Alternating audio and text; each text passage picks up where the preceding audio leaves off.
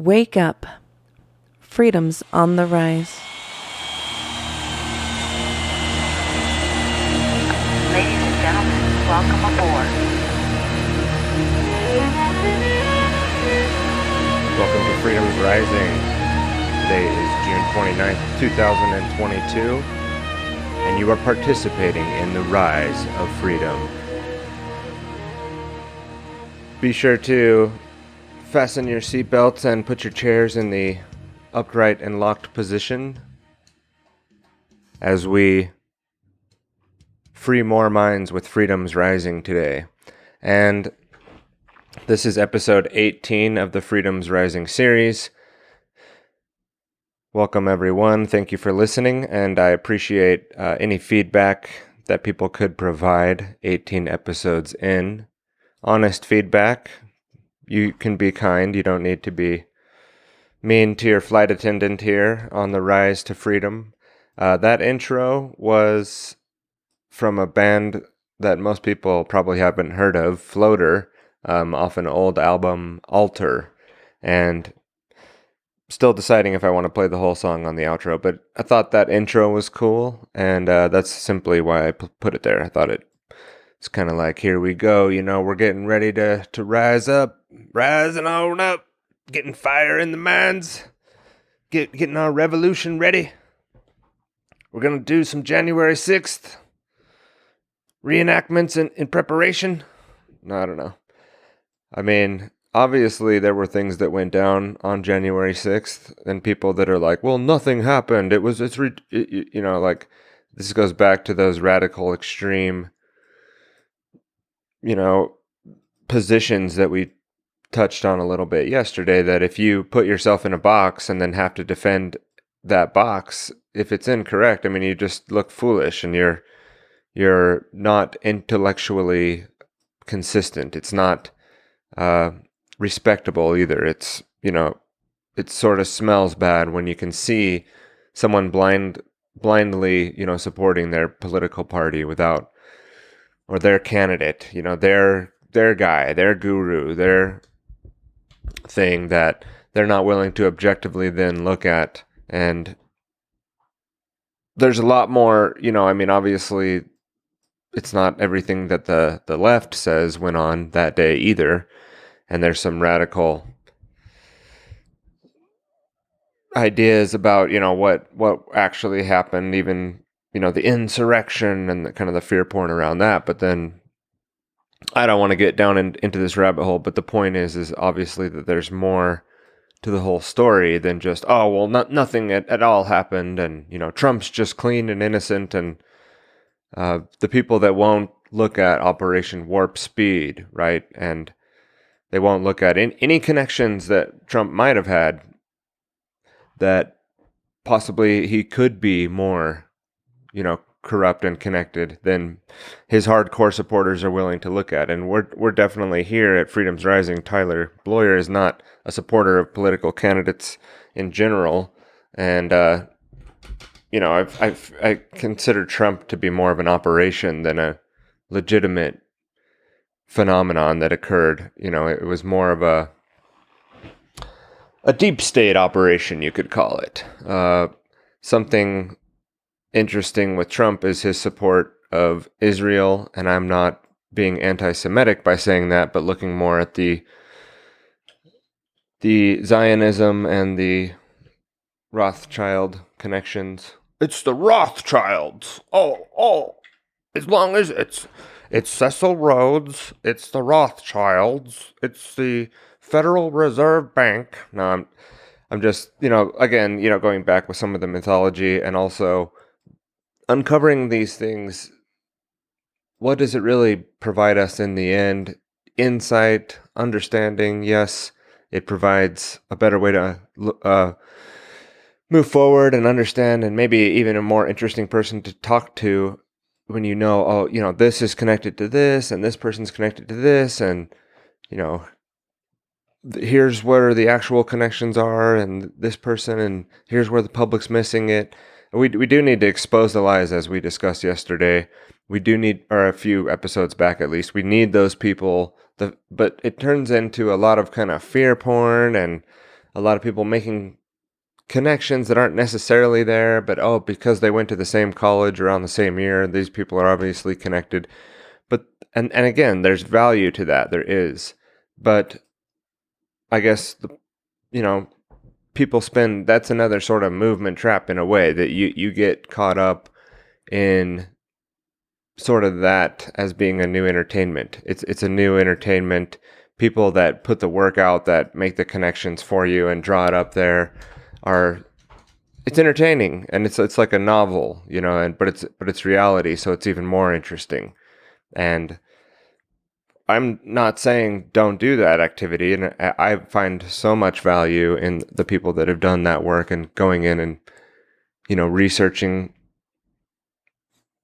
various aspects, whether it's the history of American education, whether it is really studying about the Federal Reserve Bank and how that operates and how it came into existence, and the history behind the banking empires and the banking cartels, essentially the real power behind the throne in a lot of the cases. Whether it's even crazier stuff than that, we don't need to touch on it here exactly, name everything, but also that can be a place where we slip up and get caught up into all the details of all those things, right? And once you understand that there are some select few psychopaths that operate at very high levels of power, that have been bred, you could say, to be a certain way, and are ruthlessly dominating over the planet. And I mean, at what point do you need to know every little point of the conspiracy or every little detail of how it all works? Unless it's in order to escape it, unless it's in order to expose it. And of course, if that's your work to expose those things, then you do need to know a lot more of the details. But some people, we tend to, use that as a sort of entertainment in a way. And that's all my point there was. I don't know exactly why I started touching on that, because what we're covering now today is an extension of what we started covering yesterday in episode 17, and we started going down falling into movement traps and covering the Falling into Movement Traps series part 1. Today is part 2 of Falling into the Movement Traps, and I'm reviewing some slides and also going over new sort of context that I've been able to work since this presentation was put in place in 2019. Today we're going over the slides and the ideas again from the Struggle for Freedom. And this is the opening of the Falling into the Movement Trap. So we're not going immediately down to the bottom of the rabbit hole and discussing the problem with the falling into the movement traps. And I hope to add also on the end more than I was able to go into last time, and more depth.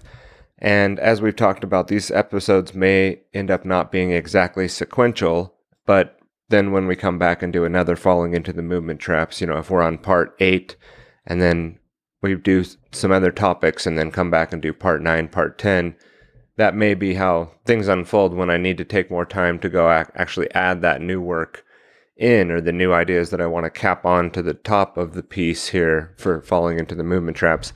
But we're going slow today, and we're just sort of getting some housekeeping out of the way still. We opened it up yesterday after doing a review of episode 16, where I came back from a small break and then really sort of laid out some of the issues I see with the Freedom's Rising, we could say, or freedom movements in general, and people in the movement, so-called, and issues that come up with that. So we discussed that there. We did a highlight and recap on that. And, the point is that freedom and the understanding of true freedom isn't a movement. It's not a political or economic solution.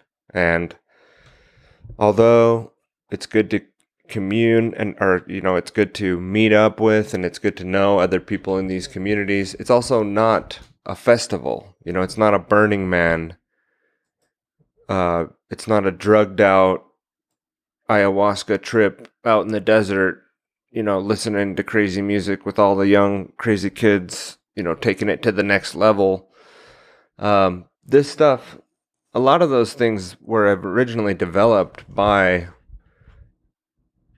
what you could say as like dark entities or deep state entities, intelligence agencies, things like Woodstock and events like that since then have really been this sort of psychedelic revolution, which has been subverted in many ways and controlled and driven towards a direction of creating a certain type of culture, like the deadhead, uh, the sort of new agey, hey man, it's all love and light, bro. It's everything. You just need to take some ayahuasca, bro. And as long as you're out tripping balls and seeing the machine elves and Mother Gaia, we're here to save. And it's like this new religion, the new age religion, is tied into these festivals, to the people, getting drugged out on the beach in Anarchapulco, and now they really see the truth. And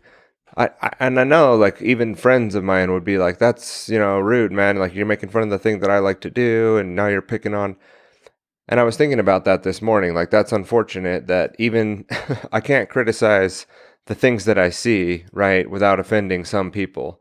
And be offended all you'd like. I mean, it's true nonetheless that there is that aspect to this culture, and even to things that I've discussed here, and even to the coming up Jackalope Freedom Festival, which we'll be attending in support of the original meanings of and traditions of the Jackalope Freedom Festival, which was I wasn't there at the founding. I maybe should sit Alma down and have this conversation with her. We've talked about having an interview on Freedom's Rising, but I want to get into like 100 episodes deep before I start really pulling in other people and bringing on, we're going to hear a lot of monologue from just Tyler. And of course, we brought in clips and things like that in episodes previous. But as we're going through the struggle for freedom and falling into the movement traps, it's mainly just going to be me for now in the next few episodes, unless I think of something that I want to add in. Probably there will be things. But going back to my point about Jackalope, before I get too far off track, is that there are aspects to Jackalope which are good, like the, living outside of the state, decentralizing things, making it free to vend, attend, and camp, and sort of experiment with the idea of more decentralized way of having a festival, right? And some of those ideas can then actually be taken out into the real world and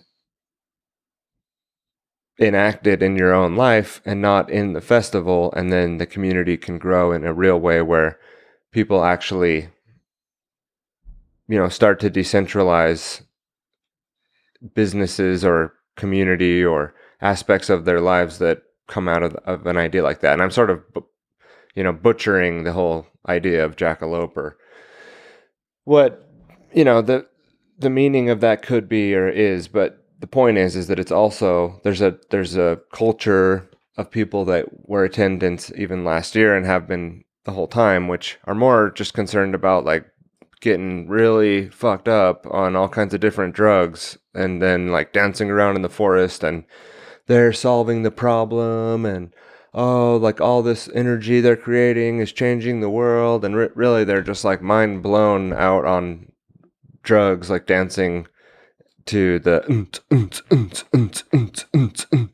like that, like really abrasive, like, but they're like, oh, this is the best electronica music, man, like, but it's what does this shit have to do with anything to have to do with freedom? These like people that have abandoned ship of their lives and travel around to the festivals all year. I mean, they may be living a pretty free life in their mind, thinking that they're really free, but I'm not sure what aspect of that is contributing to the overall, betterment of humanity on the planet in the end, versus just sort of being this new agey ayahuasca-y DMT cult that in a lot of ways, like I said, have been created by the very forces that they may think they're opposing in the end, or not even aware of. We could continue talking about this, but let's get back to the episode topic today. And we'll talk about these things more in depth later in this series. We can get into, the conference goers, the festival crowd, the sort of new age movement, the druggy hippie culture, the also like the new age love and light. We'll get into that in the falling into the movement traps. Again, we have to go and actually start at the beginning. We can't just jump in and start talking about all again the factoids and make an episode that's all about connecting this and that. We need to do those things in the future with falling into the movement traps. But for now, we're still back at the start where we have to discover and understand that this slide that I have in front of me here, it's a gentleman who's got a blindfold over his eyes and he's sort of reaching out into, space, trying to feeling around. And with this slide, I've put a quote that I haven't attributed to a specific person yet. So it's an anonymous quote. And it says, most people don't want the truth. They just want a constant reassurance that what they believe is the truth. So let me say that again. Most people don't want the truth. They just want a constant reassurance that what they believe is the truth. Okay, so I think that was actually something Travis Walton said in his book. And I actually live really nearby, the part of Arizona where his story unfolded. And he's like an interesting figure in this community because people know who that is. And, but as he was trying to explain that, I think and we have actually a slide from him later in the deck here that talks about a similar variance of this quote. It might be coming up here pretty soon. Let me see. Yeah. It's 2 slides away, actually. So we'll get to that. But again, we're just hammering on that what we talked about yesterday, that it's not that you're talking the facts with most people. You're up against a worldview paradigm, presupposed assumptions about how things operate, or a constructed, handmade, provided, actually the word I was looking for was like assembly line philosophy or spinner rack, philosophy that person just sees the world this way, and it's not really philosophy. And yesterday I used like the word, I think, philosophy to describe the worldview of eugenicists.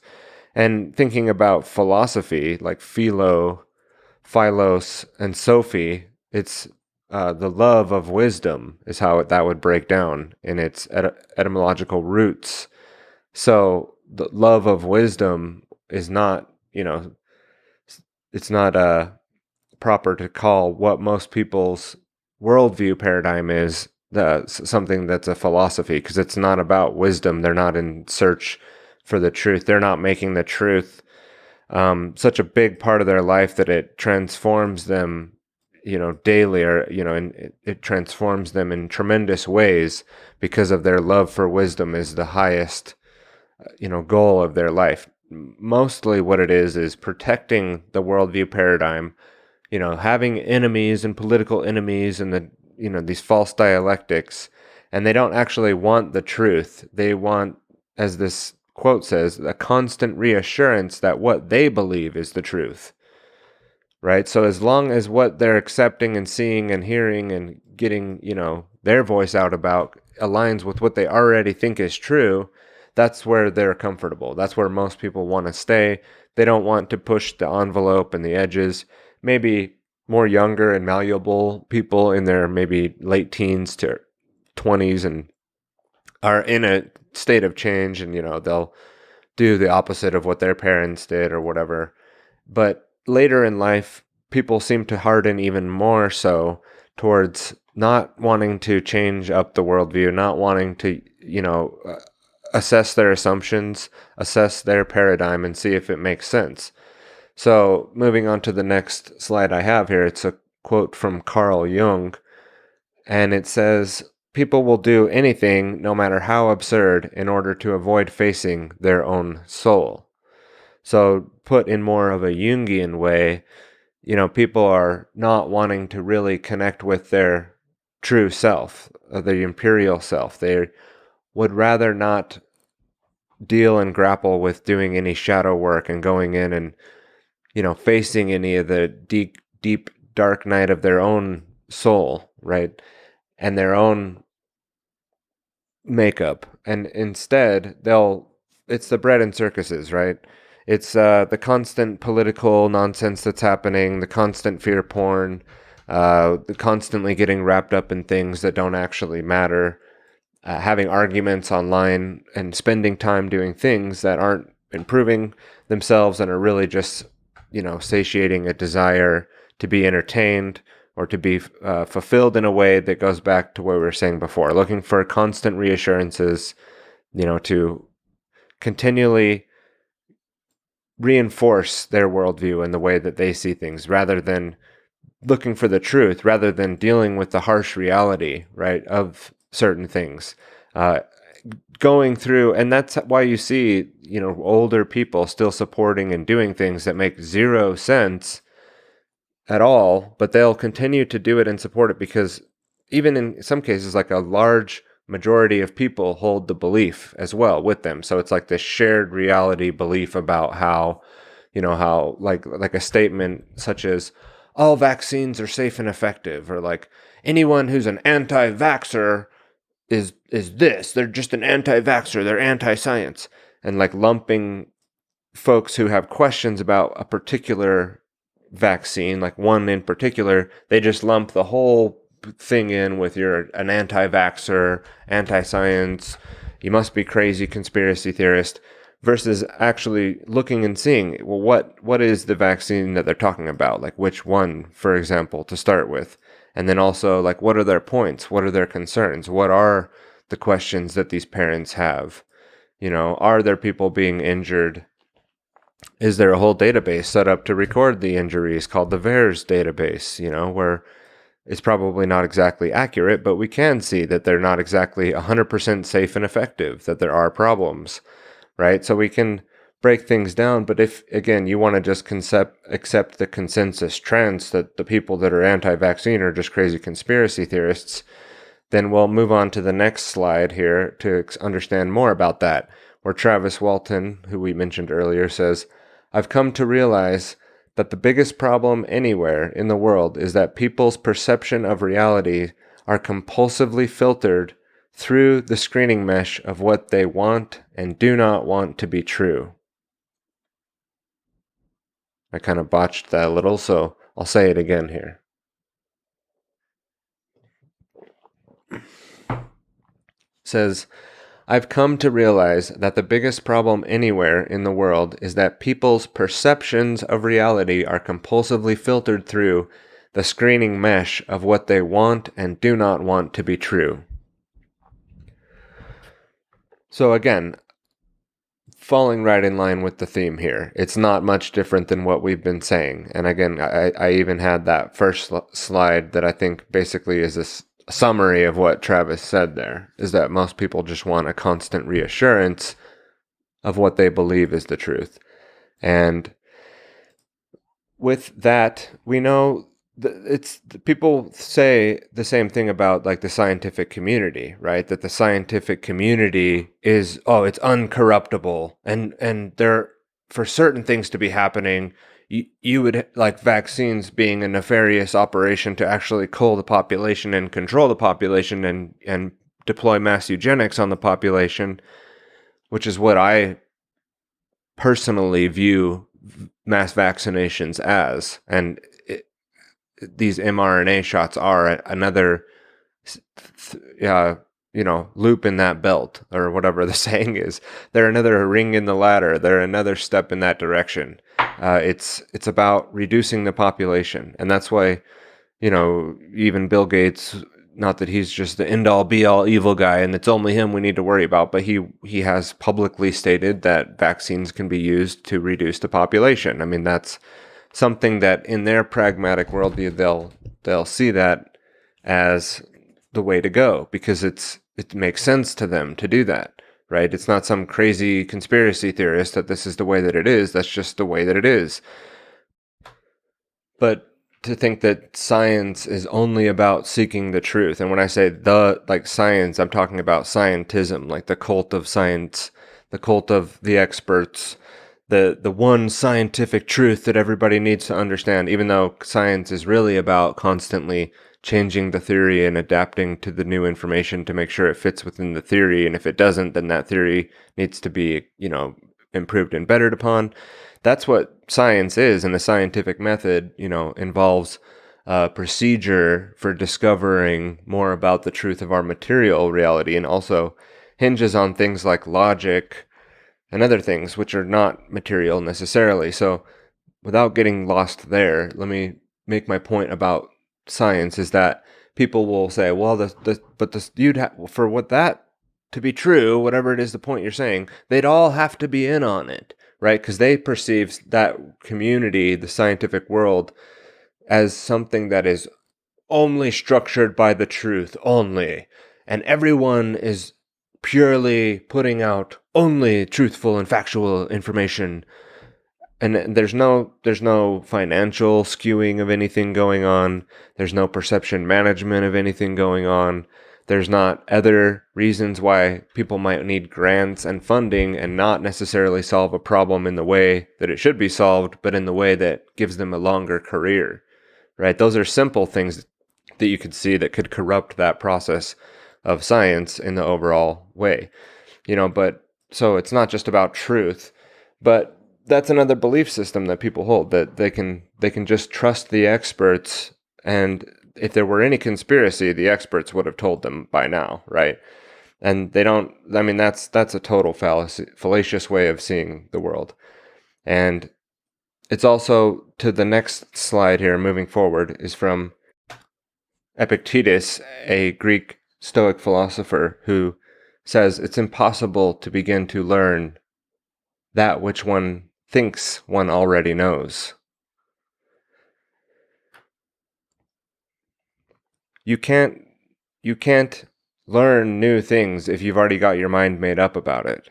And even the scientific consensus at the time is going to change, as we've seen, we have so much rapid data and a global community, a global communication system, and so much data to go along with it, that when it's frightening and something like COVID happens, we have this data that comes out, right? And here are the facts. And then everybody starts to wrap and revolve around that fact and that point that we're at in the research and understanding of the event during that time, when everybody needs the solutions right now, right? But then we saw that it would change, things would change. And that's, of course, not like, oh, well, things shouldn't change. And, people can go back and say, now that we have this new data, here is actually what's happening now. So that's what I'm saying there, is that we can, and if we're not available to new information, if we're not looking at the new information and we think we already know, and this is not just, with like the pandemic or something, but many things like, oh no, the democracy is the best, and this is the best way to go about things, and any other thing that people try to say is wrong, and they're just crazy, and we've already got it all figured out. And so I do my my voting, and I do my taxes, and we do it this way, and this is just the way that it is, right? And we send our kids to public school, and we let the government fund our child's education, and then we get to complain, and we get to have our school board meetings, and so we are actually in control of the curriculum, right? And unless we're willing to accept that there's a bigger picture going on and look into someone's work like John Taylor Gatto and the Prussian education system and Charlotte Iserbyt's work, and how education's actually been used as a tool to control the masses for a long time, and it's not just an American thing. And that particular system was also developed and brought into as a system, the Prussian education system, into Japan, for example. And all across the world, we have this model now being deployed, and it's a very useful tool for the state to be able to control and mold its citizens and propagandize them. right? But if we think that it's, oh no, that's not what school's about at all. It's about just doing the best we can for the children and making sure there's no child left behind, right? Then if you think you already know it all, and then you won't be willing to look into any other aspects of that, right? And so that goes along with this next slide, which says, the truth is not what you want it to be. It is what it is, and you must bend to its power or live a lie. And that's Miyamoto Musashi that said that. And as far as I understand, I don't have the source of like where that was written, but that person is a Japanese swordsman, philosopher, strategist, and back in like 1584 to 1645. So some of these quotes may not necessarily, I mean, if you look up quotes a lot of the time that people repeat, and back when I made this series, I tried to make it more, legitimate quotes that actually came from places, but there are some quotes out there that are really hard to source and actually prove if they're true quotes. And there is a lot of that passed around in the quote unquote freedom community, or truther people, there are all kinds of quotes that are not sourceable that are passed around. But really the essence of that quote is what we're trying to get at. The truth is not what you want it to be. It is what it is. It's simple, right? That's so simple. And and so that's of course assuming objective truth and objective reality. A solipsist might say, well, there is no objective truth and objective reality, and you can't even come to know it whatsoever at all, and we don't even know if reality exists or if it's just me in my head. This is all happening in my brain, or I'm creating this reality. And not that I know that, but you don't know it either. And that's that sort of solipsistic way of looking at the world, is you can't really come to know anything. And they communicate that as a truth statement, right? And then you would, ask, that begs the question, well, then is that statement true, Mr. Solipsist? Mr. Materialist, atheist, there is no truth necessarily. It's more of a perception. Well, there is a truth. That's the point, is that you can't make a statement of truth if you're also claiming that there isn't truth, and there isn't an objective reality, or there isn't objective truth at all. Then you can't make a truth claim while refuting truth. That's a contradiction. But of course, these people don't care about contradictions, right? And so that's a different way of looking at the world, going back to worldview paradigms.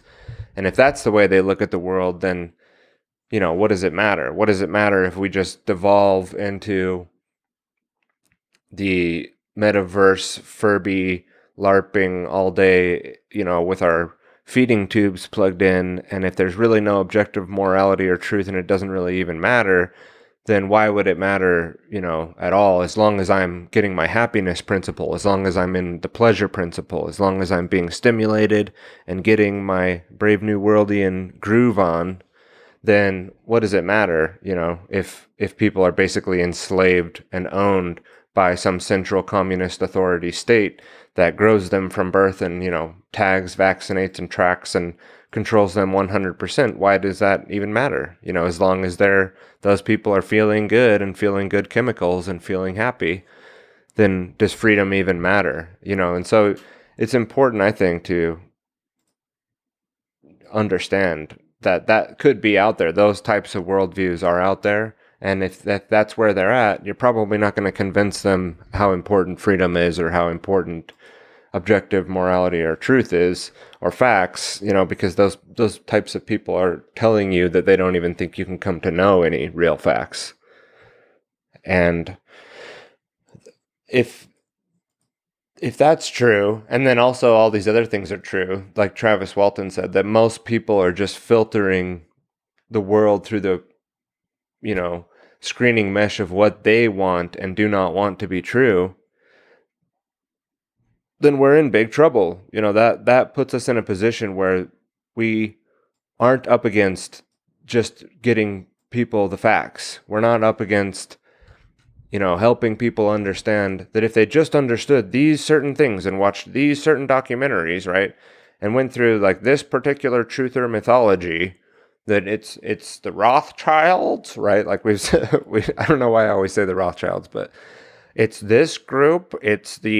As long as you understand that President George Walker Bush and John Kerry were in the Skull and Bones together,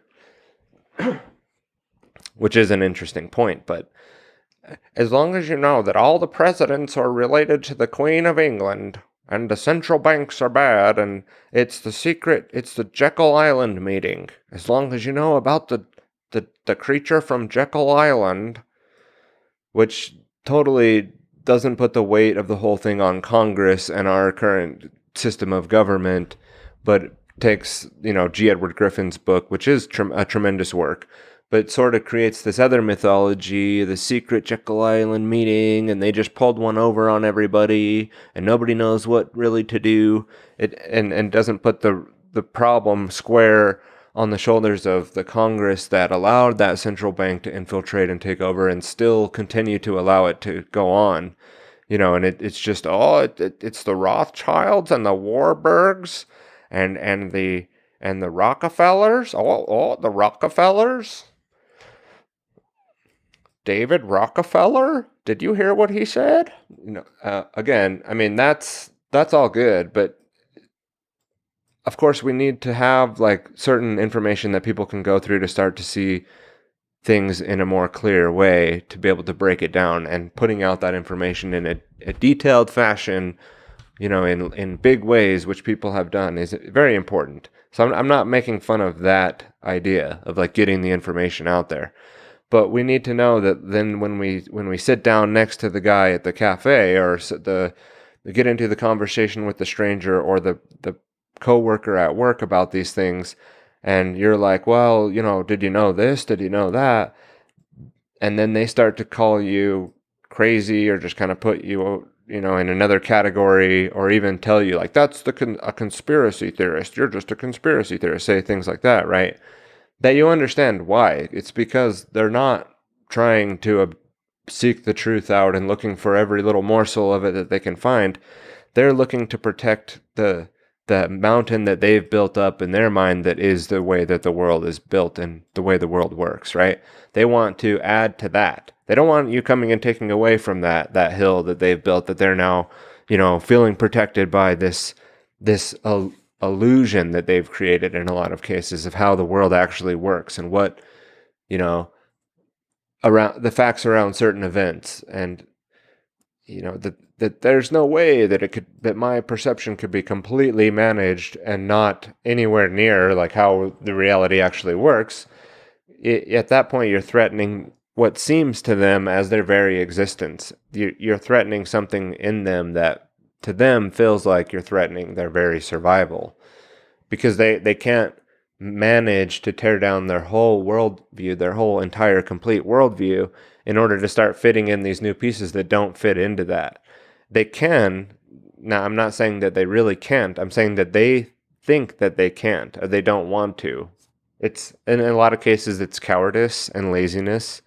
Those are things that are true, but it's also protection of that worldview. And this is not just your average person. There's definitely this happening all across the board. This happens in the freedom movement. This happens in, the a right or left wing paradigm type person, or someone who's a tenured professor. Obviously, they have reasons to not allow their worldview paradigm that they're promoting and their base assumptions to be challenged. Even if they know that they're wrong, they may still be holding those beliefs for a career position, right? Or trying to what is the saying? Like, it's something like, you can't prove to someone that something's a lie if their income depends on it. I don't even know. I could probably take some time to look that up, but it's something like that, where if someone's livelihood depends on it, and they may even deep down kind of understand that it's bullshit, but they'll still defend it and still hold it up as something that they need to do or that is correct, or that if it's, especially if their whole, what they perceive as their livelihood, which is really ego, they're still stuck and aren't even going to ever break out of their needs. Oh, my paycheck, what about my debt, how am I going to pay off my credit cards, oh, how will I pay my car payment, because they have to live a lie in order to still continue to do what they perceive as survival, which there are other ways in the world to survive, and there are other ways to get about achieving the things that person might need, right? That person can still take care of those things. It might be harder. They might have to change their whole life around. They might need to completely shift the way that they make their income around to something else. But instead, they're going to live the lie, right? Like Miyamoto Musashi said. He said, truth is not what you want it to be. It is what it is, and you must bend to its power or live a lie. And that being said, that's what we're up against when we're talking about changing people's minds or getting them the truth, right? The truth that you've discovered. So I don't know what that means for you. I don't know if that means, it doesn't mean stop what you're doing if your goal is to try to help enlighten and wake up humanity. It just means that the approach probably needs to change. And it doesn't have to. I mean, we can ignore these philosophers like Epictetus, who realized this. It is impossible to begin to learn that which one thinks one already knows. I mean, yeah, if someone thinks that they've got all the information, then it's like trying to break down a solid piece of granite to get that person to realize that they might not be seeing it the right way. They may be so hardened that they are not going to break that down, especially when they think, oh, I've already attained all the information. I've already got the degree. I've got the PhD on the wall. How could anything that anyone else is saying ever be, true, versus like what I've come to learn with my scholarship and my job and my career path that I've chosen, my flattering title of doctor. There's no way that the medicine we're practicing could be harmful to people. The Rockefeller-based medicine system, it's the Rothschilds, it's the Rockefellers. No, I'm just kidding. But there's no way that our vaccination schedules could be harming these children. In fact, my whole life, I'm making tons of money by giving all these vaccines. I've got boats to pay for and RVs and my second home that all need payments paid on. So as we continue to unfold this vaccine program on these children and, causing them all kinds of problems, that's not caused by what I'm doing or, what I've been taught that is the proper way, to immunize these children.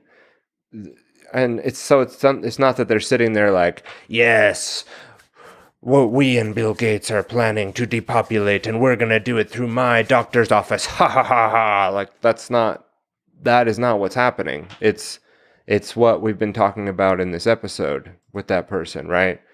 That they'd rather, explain those things away and not accept them and be reassured that what they think is the truth, and not, ever face those things and filter it through the mesh, right, of what they want and not and don't want to be true. And in that state, they can, just ignore truth, ignore the facts, ignore any other way of looking at it, and instead continue to do the behavior that is actually harming children, harming families, harming people. And they're just making all kinds of money and loving it. So you're not going to convince that person that what they're doing is wrong. And they'll try to convince a parent who's said, well, no, you've clearly injured my child here. They'll convince them otherwise. No, there's no evidence that that's ever happened, right? That's not a thing that happens from vaccines. We hear this all the time, that parents who are trying to confront the doctor or the doctor's office, that they get back, no, that's not a thing, ma'am. That's not how that works. You're incorrect that the brain inflammation that was caused one day after your child got the vaccine, that's not linked together. That's sudden infant death syndrome. I don't know. It just suddenly they just die. I don't know. Yeah, so it's very nefarious how these things can unfold, and that's what you can get. You can end up getting people who are well-meaning, maybe in the beginning of their career, end up harming mass amounts of patients, and just saying no, it's just the way, this is how it is. Like, we don't know what's happening to these people that are being injured, right? And have that cognitive dissonance. And when again their career and livelihood depends on it, then yeah, that's going to be not that we can be like, oh, I could understand why they're like that. No, that's the problem. That's what we need to fix. That's what we need to address. Is that we think, I mean, this is a sickness in humanity. This is something that our value system is all screwed up. Our way of stacking up the worldview is inverted. It's corrupt. The truth is at the bottom and everything else is above it. Your comfort, your happiness, your career, your freedom. Not the truth that we should strive to promote and constantly adhere to, not because we're in some kind of truth cult, but because that will help reduce problems like we've been talking about with the vaccines, right? And the doctor being paid to basically harm people on a mass level and ignoring it, and all the investors are happy because their products and the vaccines are some of the best products that they could ever invest in ever. It's the pharmaceutical industry is helping keep the markets up, don't you know? And we got to keep the stock market up. That's the other big lie, that the stock market is what is where all the abundance comes from. So we have to keep that going. We have to keep the whole corporate greed, planned obsolescence, using people as consumers. We need to keep that going. And so let's get them to consume our expensive medical products that make us billions of dollars. This is the value system that we're operating on. And with that being said, unfortunately, I'm out of time today. Even though we're not at even an hour yet, we're going to cut that episode here, episode 18, because I've got things I've got to go on and get to. I try to wake up as early as I can and get prepared for the day and sit down and record the episodes. And it's been a struggle. It's been difficult to adopt to that pattern. But of course, as I've been saying here, if we're not willing to change, to try to work harder on these things and promote these value systems of truth, freedom, and prosperity in the real sense of the word freedom, and not political, legal freedom that's given to us by the law, but a real understanding that we can then enact in our own life and try to help other people understand that as well. That's worth changing my life around for. That's worth not being able to stay up as late. And I'm making a sacrifice there by literally not spending extra time with my family in order to get up and do this, in order to spend the time doing this, and deciding, to put my will towards that effort. And so I hope it's appreciated. Even if it's not, it's something I'll continue to do and continue to put out the work, and we'll continue down the falling of the movement traps, and we'll move on in the slide deck. We just really starting to just kind of break it open still. Got a little bit off track today in the beginning. So tomorrow we'll sit down and we're just going to get right into it and go through the slide deck and go through the points without opening up into new age cults and drug cults and festival cults and all that as we got off into today.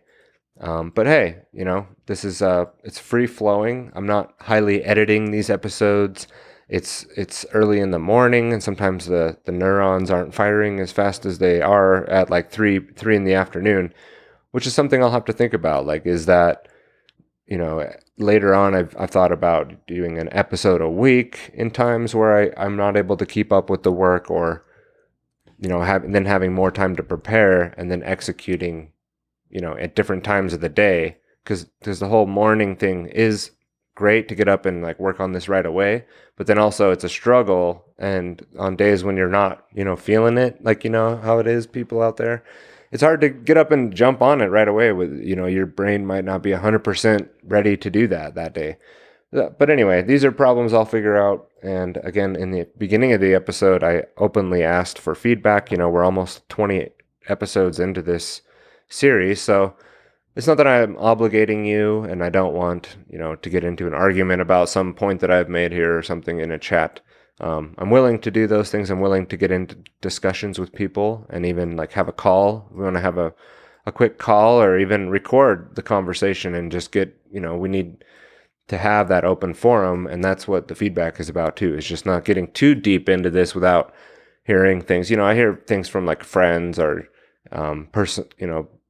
Cassandra has given me some feedback, and that's appreciated. But we don't want to get too far down here without getting some interaction from the audience. And, I'd invite you to hop into the Discord server from tylerbloyer.com.